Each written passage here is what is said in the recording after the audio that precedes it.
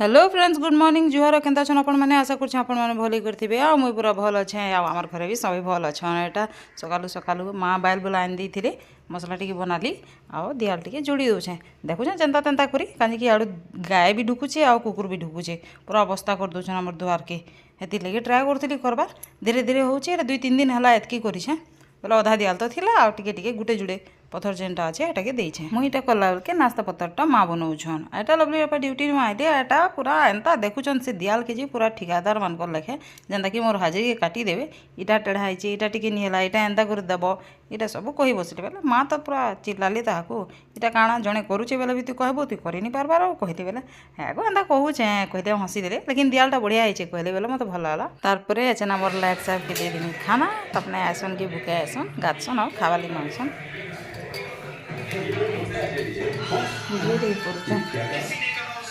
गरम आलू झोल माँ देला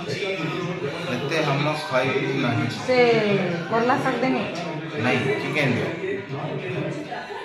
बाजार चिकन अच्छी आ ऊपर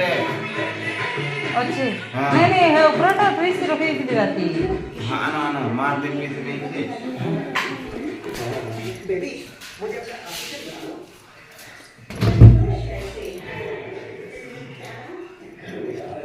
अच्छा अच्छा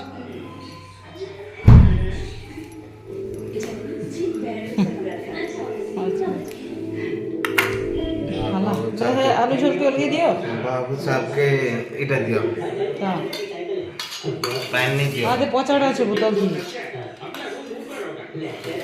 বাদ কি দেখো नहीं आधे हाड़े আছে বোতল কি